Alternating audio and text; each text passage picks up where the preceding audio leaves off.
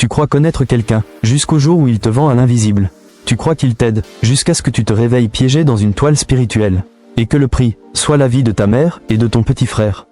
Je suis Eric, je viens de perdre mon job, ma copine est partie. Ma mère est malade, mon petit frère doit aller à l'école. Il ne sait plus quoi faire. Je pensais que j'avais touché le fond. Chaque nuit, je priais, sans vraiment croire qu'on m'écoutait. Et puis, un jour, un homme est venu à moi. Il s'appelait Kossi. Kossi semble tout savoir, le nom de ma mère, le quartier où je vis, même le surnom que seul mon frère utilise. Il m'a proposé de rester chez lui quelque temps. Une grande maison à la périphérie. Au début, c'était le paradis, nourriture, habits, confort. Il disait qu'il voulait juste me remettre sur pied. Mais il y avait des règles. Ne jamais ouvrir les rideaux de la chambre 3. Ne jamais répondre si on entend quelqu'un pleurer la nuit. Toujours être dans sa chambre avant minuit.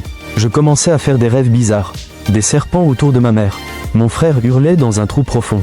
Et chaque matin, Kossi me disait « Tu es en train de te purifier. Laisse faire les esprits. » Une nuit, j'entends des voix qui m'appellent par mon nom. Il suit une silhouette en blanc, qui disparaît à travers un mur. Je me réveille avec une cicatrice sur le torse. Je ne sais pas d'où elle vient. Je veux appeler ma mère, mon téléphone ne fonctionne plus. Je prends celui de Kossi discrètement, et je découvre des photos de ma mère et de mon frère, endormis. Quand j'ai confronté Kossi, il a souri. Il m'a dit « Tu as de la valeur, Eric. Mais tu coûtes cher. Tes ancêtres t'ont protégé. Alors, je dois avoir un sacrifice équivalent. Ta mère, ton frère, et après, tu seras libre. » Je m'enfuis dans la nuit. Je cours mais une puissance inconnue me retire. Je suis pris dans une boucle spirituelle. J'étais enfermé dans une dimension. Je revivais les mêmes scènes, encore et encore. Chaque fois que je criais, personne ne m'entendait.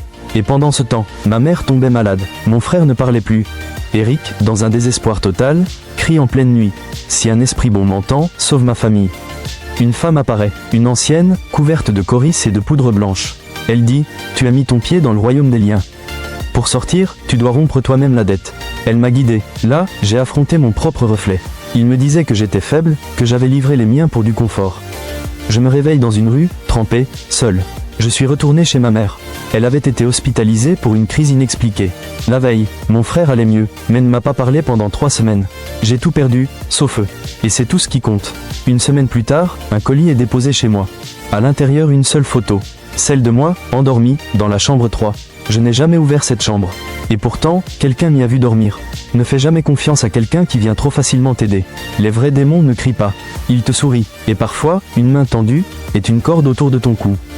Tu sais qu'Kossi a mal digéré ne pas pouvoir avoir Eric et sa famille. Veux-tu savoir le combat qui a suivi entre Kossi la prêtresse et la famille d'Eric?